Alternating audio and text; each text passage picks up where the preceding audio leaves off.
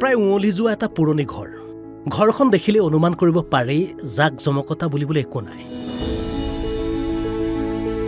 হয়তো অভাৱ আছে হয়তো অভিযোগো আছে কিন্তু পোৱা নোপোৱা অভিযোগৰ মাজতে আজি ঘৰখনলৈ এটা ভাল খবৰ আহিছে গতিকে ৰাইজে আহিলে বহিবৰ বাবে এনেদৰে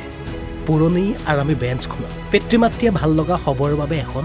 বিছনা চাদৰ পাৰিছে কিয়নো আজি হাইস্কুল শিক্ষান্ত পৰীক্ষাত সুখিয়াতিয়ে উত্তীৰ্ণ হৈছে পুত্ৰই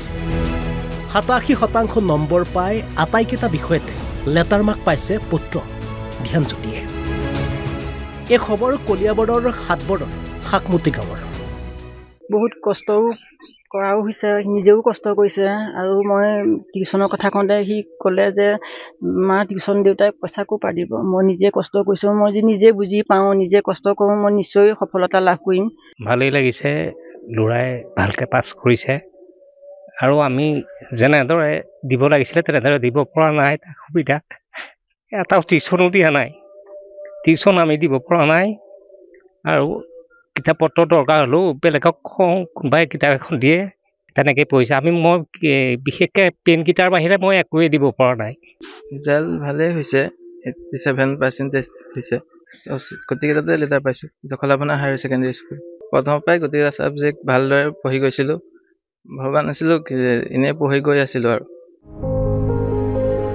একে দৃশ্য বৰপেটাৰ কয়াকুছিৰ মাহফুজা বেগমৰ ঘৰতো 97.33% লাভ কৰিছে এগৰাকী মাহফুজাই বহুতেই ভাল লাগিছে মোৰ ছোৱালীজনীৰ এই ভাল ফল দেখুৱাৰ কাৰণে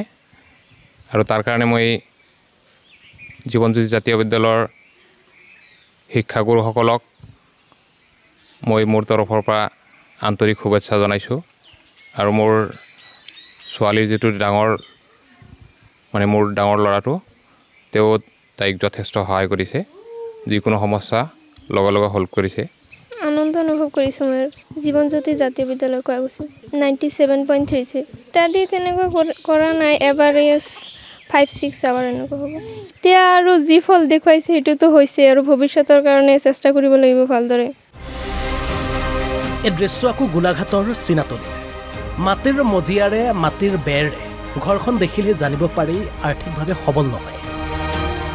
কিন্তু কোনোদিন অভাৱক হেঙাৰ হ'বলৈ নিদিয়া এইগৰাকী পৰিবাৰে হাইস্কুল শিক্ষান্ত পৰীক্ষাত লাভ কৰিলে 87% নম্বৰ দিন হাজিৰা কৰি ঘৰ চলোৱা পিতৃ-মাতৃৰ মুখলৈ আজি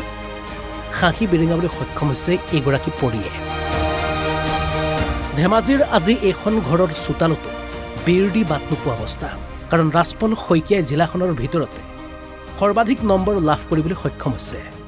মই নীলখ উচ্চ মাধ্যমিক বিদ্যালয়ৰ পৰা 2024-25 শিক্ষান্ত পৰীক্ষাত হাইস্কুল শিক্ষান্ত পৰীক্ষাত 93.5% নম্বৰ লাভ কৰি উত্তীৰ্ণ হৈছোঁ মই যিমতে আশা কৰিছিলোঁ প্ৰায় তেনেধৰণেৰে নম্বৰ লাভ কৰিছোঁ